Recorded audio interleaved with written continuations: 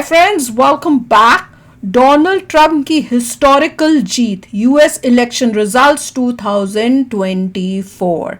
तो वीडियो शुरू करते हैं, मजे लेते हैं। वीडियो शुरू करने से पहले अगर आप चैनल पर नए हो और आपने अभी तक सब्सक्राइब नहीं किया तो जल्दी से पहले सब्सक्राइब के बटन और बेल आइकन को क्लिक कर लो ताकि आपको हमारे सारे न्यू वीडियोस के नोटिफिकेशन मिल जाएं जैसे हम अपलोड करें। अगर आपको वीडियो पसंद आता है प्लीज लाइक एंड शेयर। चलिए शुरू करते हैं। हे भगवान, ये लेफ्ट लिबरल्स का दुख खत्म काहे नहीं हो रहा है बे? तो साला ये दुख काहे खत्म नहीं होता बे? पहले जून में मोदी चचा इनकी छाती पर मूंग दलने तीसरी बार पीएम बनकर आ गए। इन्हें बड़ी उम्मीद थी कि हरियाणा में बीजेपी हार गई तो उसे मोदी की हार बताकर अपने सूजे हुए पिछवाड़े की ठंडी सिकाई ये लोग कर लेंगे। मगर वहां भी सैनी साहब ने इनकी हसरतों की खैनी बनाकर इनके पृष्ठभाग में फोल्ड करके डाल दी। ऊपर से नेतन्याहू चचा गाजा पट्टी से लेकर लेबनान तक धुआं धुआं करके एक साल से इनकी सुलगा ही रहे हैं। ले देकर इनकी सारी उम्मीदें कमला दीदी पर आकर टिकी थी।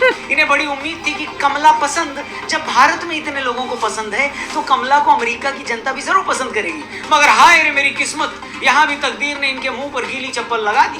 सारे ओपिनियन पोल्स की मियां खलीफा एक करके ट्रंप अंकिल दूसरी बार अमेरिका के राष्ट्रपति 300 पार होगा भाई। वो ट्रंप जिन्हें इलेक्शन कैंपेन के दौरान 2 बार जान से मारने की कोशिशें की गई, वो ट्रंप जो आधा इंच के फासले से मरते मरते बचे, वो ट्रंप जिनके खिलाफ अमेरिका के प्रिंट मीडिया से लेकर इलेक्ट्रॉनिक मीडिया ने जमकर प्रोपेगेंडा चलाया। मगर आखिरकार एक साल तक चले दुनिया के सबसे खतरनाक इलेक्शन कैंपेन के बाद ट्रंप शानदार तरीके से जीतकर अमेरिका के राष्ट्रपति बन गए।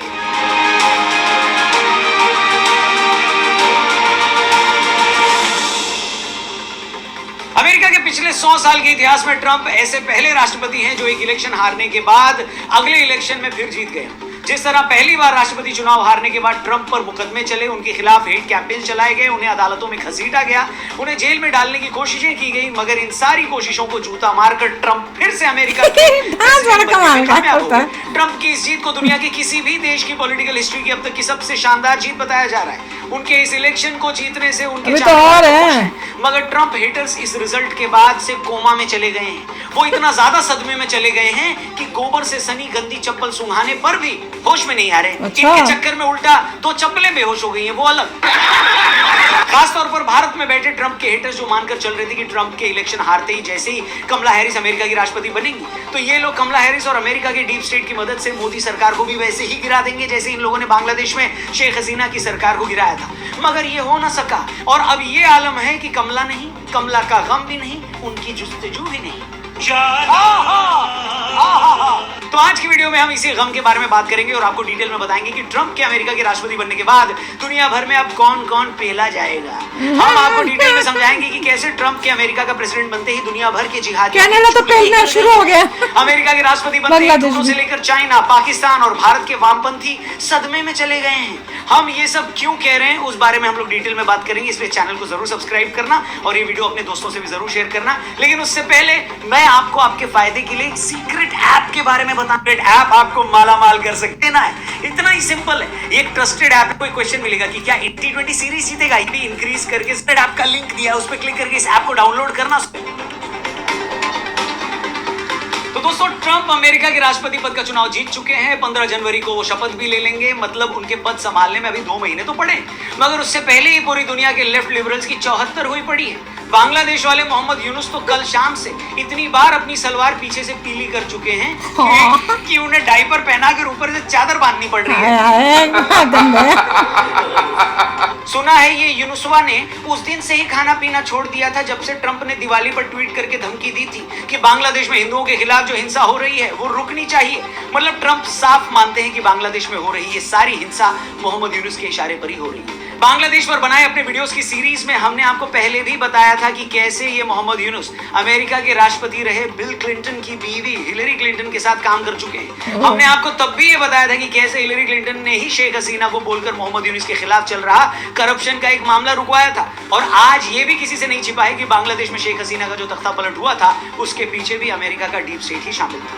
ट्रंप के दुश्मन भले ही इस बात का कितना ही प्रोपेगेंडा चलाएं कि ट्रंप तो सिर्फ फिरा है, ये सिर्फ युद्ध करना जानता है, मगर ट्रंप के टाइम पिछली बार सीरिया में आईएसआईएस के अलावा अमेरिका ने और कहीं कोई लड़ाई नहीं लड़ी।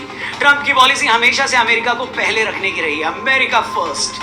ट्रंप को अच्छे से पता है कि युद्ध की एक कीमत होती है, बांग्लादेश के मामले में भी बाइडेन की गवर्नमेंट ने वहां के भट्टे में जो टांग अड़ाई है उसमें ट्रंप की कोई दिलचस्पी नहीं है, इसलिए राष्ट्रपति बनते ही वो पहली फुर्सत में ये यूनुसवा की बैंड बजाएंगे। मैं बोल रहा हूँ, लिख के ले लो।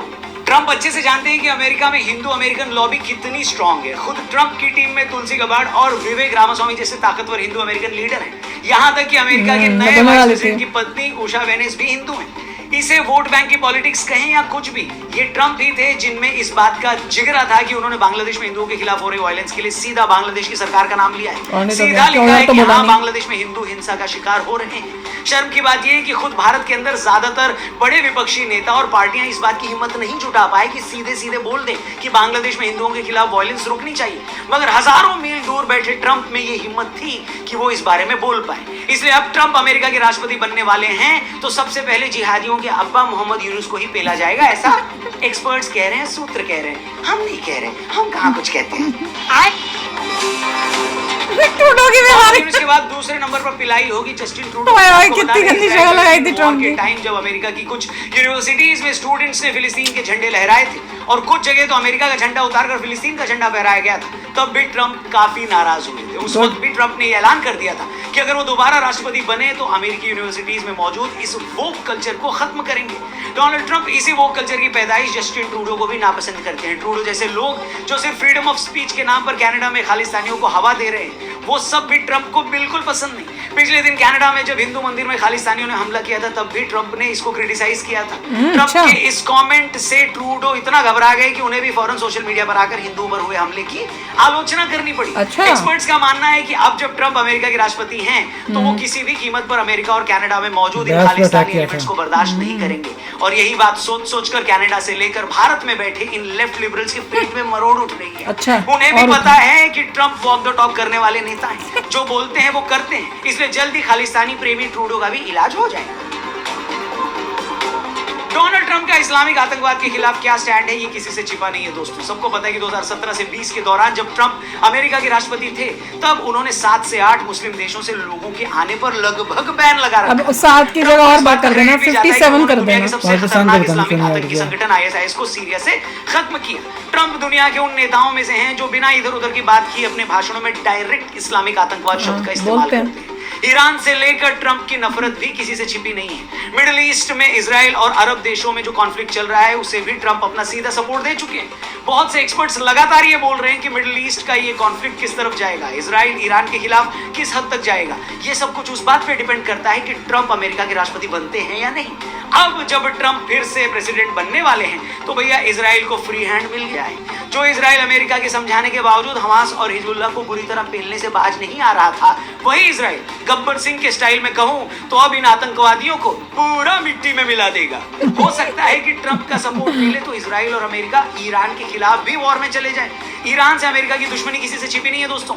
अगले कुछ दिनों में ये क्लियर हो जाएगा कि ट्रंप के आने के बाद इजराइल इस लड़ाई को कहां ले जाएगा। जनवरी में पता चलेगा, जनवरी के एंड तक। ट्रंप के प्रेसिडेंट बनने के बाद इन इस्लामिक जिहादियों के छिपने के लिए बिल कम पड़ जाएंगे, मगर ये जान बचाने के लिए भागेंगे जरूर। अभी से भागने लग गए होंगे। वैसे दोस्तों एक बहुत ही पॉपुलर मीम है, इंटरनेट पे बहुत शेयर किया जाता है कि ऐसी सिचुएशन में हमेशा मैं ही आगे कैसे आ जाता हूँ। कौन? पाकिस्तान? पाकिस्तान की दुनिया में पहला पाकिस्तान ही जाता है। वो अमेरिका को छोड़कर चीन के पास जाता है तो अमेरिका उसे पेलता है। वो भारत से लड़ने के लिए चीन से दोस्ती करता है तो पाकिस्तानी आतंकी चीनियों को ही टारगेट करके मार देते हैं। ट्रंप के आने के बाद अब चीन और पाकिस्तान के साथ यही होने वाला है।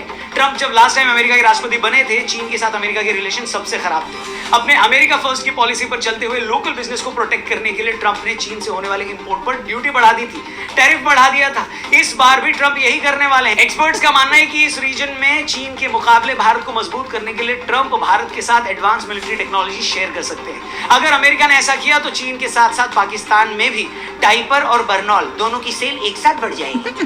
Are you comedy me? Trump पिछली बार जब प्रेसिडेंट थे तो उन्होंने चीन की कई बड़ी टेक्नोलॉजी कंपनियों पर बैन लगाने की कोशिश की थी। वो चीन पर प्रेशर बढ़ाने के लिए साउथ चाइना सी में अमेरिकी फौज की प्रेजेंस बढ़ा सकते हैं। ट्रंप ताइवान को हथियारों की सप्लाई करके उसे ओपन सपोर्ट देकर भी चीन की सुलगा सकते हैं। इसके अलावा वो शिनजियांग में उइगर मुसलमानों और हांगकांग में डेमोक्रेसी के सपोर्टर्स के ह्यूमन राइट्स की बात करके चाइना पर प्रेशर बना सकते हैं। कुछ साल पहले चीन पर ही काबू पाने के लिए भारत, अमेरिका, ऑस्ट्रेलिया और जापान जैसे देशों ने मिलकर क्वाड जैसी संस्था भी बनाई थी। ट्रंप के इस सेकेंड टर्म में उस क्वाड को और मजबूत किया जा सकता है। एक बार ट्रंप ने चाइना पर ये सारी प्रेशर टैक्टिक्स अपनानी शुरू कर दी तो पाकिस्तान को तो वैसे ही सांप सूंघ जाएगा जैसे मोहल्ले का छुटभैया गुंडा अपने डॉन को सरेआम कुटता देख अपनी खोली में छिप जाए। ये पाकिस्तान बैठ के देख रहा है को इस बात की भी उम्मीद है कि कि चाइना का क्या हाल हो रहा है। ये पुरानी इंग्लिश चल रहा है वो भी रुक जाए। ये बात किसी से छिपी नहीं कि यूरोप और अमेरिका की सनक के चलते ही यूक्रेन 2 साल से ऐसी लड़ाई में उलझा है जिसने खुद उसे ही बर्बाद करके रख दिया है। ट्रंप तो कई बार बोल भी चुके हैं कि मुझे समझ नहीं आ रहा कि हम यूक्रेन को रशिया से लड़ने के लिए इतना पैसा क्यों दे रहे हैं जबकि हमारी खुद की इकोनॉमी खतरे में है। अब अगर ट्रंप प्रेसिडेंट बनते ही ये वॉर रुकवा देते हैं तो ये उनके सेकेंड टर्म की सबसे बड़ी अचीवमेंट मानी जाएगी। दोस्तों, आपको एक बात हमेशा याद रखनी चाहिए कि लेफ्ट लॉबी जब भी किसी को पसंद नहीं करती तो वो उसके खिलाफ ऐसा माहौल बनाती है कि अगर ये आदमी सत्ता में आ गया तो सब बर्बाद हो जाएगा। इसी लेफ्ट लॉबी ने लॉबिंग करके बराक ओबामा को शांति का नोबेल पुरस्कार भी दिलवा दिया था। मगर ये भी फैक्ट है कि ओबामा के टाइम ही अमेरिका ने दूसरे देशों में जाकर सबसे ज्यादा युद्ध लड़े। ठीक यही बात ये लॉबी भारत में योगी को लेकर भी कहती थी कि योगी आएगा तो यूपी में दंगे होंगे, जबकि हकीकत ये है कि इससे पहले की वो सरकारें जिन्हें सेक्युलर बताया गया था उनकी सरकारों में दंगों के रिकॉर्ड टूटे थे और योगी के टाइम किसी भी साइड की हिम्मत नहीं है कि वो दंगा करके दिखाए। ये भी सच है कि जिन बराक ओबामा को शांति दूत बताया जाता है यही बराक ओबामा हमेशा भारत के खिलाफ रहे थे। कमला हैरिस को डेमोक्रेट की तरफ से राष्ट्रपति पद का कैंडिडेट बनाने में भी इन्हीं बराक ओबामा का हाथ था। अगर कमला हैरिस राष्ट्रपति बन जाती तो अमेरिका में बैठे ये लोग नहीं बनी, लॉबी पर पैसों की पागल बारिश तोड़ के करते। गए हैं। फिर ये लोग भारत में हर वो पैंतरा आजमाते जो इन्होंने बांग्लादेश में आजमाया था। आपको याद होगा जब बांग्लादेश में शेख हसीना का तख्ता पलट हुआ था तब भारत में इसी लॉबी ने कैसे आहें भरी थी। कितने लीडर्स ने तो खुलेआम धमकी दी थी कि भारत में भी मोदी का यही हाल होगा। यकीन मानिए दोस्तों, अगर कमला हैरिस जीत जाती तो भारत को भी बांग्लादेश बनाने की पूरी कोशिश की जाती। यहाँ भी तख्ता पलट किया जाता। ये लोग देश को 10 साल 20 साल पीछे ले जाते, मगर ट्रंप की एक जीत ने इस पूरे गैंग की हसरतों पर पोछे वाला पानी फेर दिया है। अब ना हैरिस आएंगी, ना पैसा मिलेगा, ना कोई तख्ता पलट होगा और सबसे बड़ी तकलीफ अगले 4 साल तक ट्रंप अमेरिका के राष्ट्रपति रहेंगे और मोदी भारत के प्रधानमंत्री रहेंगे। इन दोनों के रिश्ते कैसे हैं किसी को बताने की जरूरत नहीं, बस उसी के बारे में सोच सोच कर हमारा ये रुदाली गैंग बार बार गश खाकर बेहोश हो रहा है। मगर जब भी ये बेहोश होकर नीचे गिरने लगे इन्हें थप्पड़ मारकर फिर से जगा दें। आज का ये वीडियो भी इसी गैंग के मुंह पर पड़ी है। बाकी आपके मन में कोई कसक रह गई हो तो कमेंट बॉक्स में भर भर के लिखना। भाई मुझे तो लग रहा है कि यूएसए से ज्यादा खुशी तो इंडिया में है कि ट्रंप जीत गया। जो देखिए इतना मजा आ रहा है कि क्या बताऊं, क्योंकि अब सबको ये लग रहा है कि थॉट ये था कि जो डेमोक्रेटिक पार्टी है ये पीठ पीछे इंडिया के अगेंस्ट गेम खेल रही थी। पॉलिटिकल पावर जो है मोदी जी को हटाने का मुझे लग रहा है ये अब बिलीफ है कि मोदी जी को हटाने में इन लोगों का हाथ था। तो अब जब ट्रंप आया है तो वो सब जो है खत्म होगा और ये जो जाते थे यूएसए के चक्कर मारता था ये राहुल गांधी और वो को मणिपुर का सीएम गया यूएसए अपने एजेंडे से एंटी इंडिया कमेंट्स कर रहा है, वहां पे स्पीचेस दे रहे हैं, 370 की बातें हो रही हैं। तो अब इनको जाने में जब ये यहाँ आएंगे तो यहाँ तो ट्रंप बैठा हुआ है तो वो इनको सीधा कर देगा। और अगर आपको लेटेस्ट न्यूज़ नहीं पता है तो लेटेस्ट न्यूज़ ये भी है कि मोदी जी के साथ जब बात हुई है ट्रंप की तो उसके बाद ट्रंप ने शेख हसीना से भी फ़ोन कॉल पे बात की है, विच इज़ रियली अमेजिंग। तो लग तो रहा है कि सिचुएशन बांग्लादेश की जो है वो पलटने वाली है, कुछ तो होने वाला है। और ये सब लोग, ये बांग्लादेश, ये कनाडा, खालिस्तानी, इन सब का पाकिस्तानी, इन सब का बैंड बाजा बजने वाला है। मैं तो वेट कर रही हूँ, पर यह है कि अभी वेट करनी पड़ेगी, न्यू ईयर के बाद ही होगा ये सब, क्योंकि राइट देखिए अपने बहुत कुछ चेंजेस आने वाले हैं। लोगों का होप यही है कि मिस्टर ट्रंप ने जो प्रॉमिस किया है वो हो जाए। हाँ। और जितना ज़्यादा लोग एनालाइज करते हो तो ज़्यादा टफ लगता है कि कैसे होगा, हो जाएगा। मगर उसके बावजूद जो है कुछ कंट्रीज बहुत घबरा रही हैं, उसमें जर्मनी का नाम भी आता है। जर्मनी की कोलिशन गवर्नमेंट अभी गिरी है। हाँ। और वहाँ पे जो उनका ओलाफ शोल्स है उसको टेंशन आई हुई है कि ट्रंप आ गया है, वो टैरिफ लगाएगा। अच्छा। टैरिफ लगाएगा तो उनके प्रोडक्ट्स महंगे होंगे, तो उनकी कम बिक्री होगी, तो उनका एक जरिया वहाँ पर भी ठप हो गया। दूसरा ये भी डर है कि नेटो से अगर हट गया ट्रंप तो वहाँ और प्रॉब्लम आएगी, फिर उनको और पैसा लगाना पड़ेगा, गरीबी में और पैसा लगाना पड़ेगा टू काउंटर तो अपने रशिया वगैरह के लिए। तुम्हारी लड़ाई में सारा यूएसए देता रहे पैसा। जितने भी इमिग्रेंट्स हैं, सबसे ज़्यादा जर्मनी ने इमिग्रेंट्स ले लिए हैं पूरे यूरोपन में, और उनके वहाँ पे उनका ठप हो रही है क्योंकि बिलियंस ऑफ डॉलर जा रहा है उन इमिग्रेंट्स की देखभाल करने में। किसने कहा था भाई? तो किसने कहा था? जर्मनी की आज न्यूज़ आई थी जहाँ पे पैनिक मचा हुआ है कि अब देखिए उनकी ग्रोथ रेट की, जैसे इंडिया का ग्रोथ रेट 8% है, यहाँ पे अराउंड 2.83 तक है, और जर्मनी में 1% है। उनको बहुत घबराहट है कि वापस वो नेगेटिव चले जाएंगे। हाँ तो भैया तुम अब क्या सोच रहे हो कि हर चीज में काफी यूएसए ही changes आने फंड वाले हैं। करता रहेगा तुमको, सब कुछ करेगा। पर सबसे अच्छी बात है जब चाइना के ऊपर देखो, चाइना अभी मैं ये सोच रही थी वीडियो के अंदर, मैं बोलना चाहती हूँ, मैं फिर भूल जाती हूँ, बाय चांस मुझे अब याद आया है कि देखो चाइना जो है उसकी ग्रोथ रेट जो है वो नीचे जा रही है, ऊपर से अब ट्रंप आ गया, ट्रंप इनके टैक्सेस टैरिफ बढ़ाएगा, इनको और नुकसान होगा, ये और इनका भट्टा बैठेगा चाइना का, विच इज वेरी गुड। और इंडिया जो है वो ऊंचा उठ रहा है, इंडिया को फायदा हो जाएगा कि जो गैप बिटवीन चाइना और इंडिया उसको हम और जल्दी कर लेंगे। मैं तो वो सोच के बड़ी खुश हो रही थी। तो चलो यार आप भी शेयर करना अपने थॉट्स, चलते हैं, मिलेंगे नेक्स्ट वीडियो में बहुत ही जल्द। Till then take care and bye bye. तो अगर आप मेरे इस चैनल पे नए हो तो जल्दी से सब्सक्राइब के बटन को हिट करो और बेल आइकन को क्लिक करो ताकि आपको मेरा जब नया वीडियो मैं लगाऊं आपको उसके बारे में जल्दी से पता चल जाए।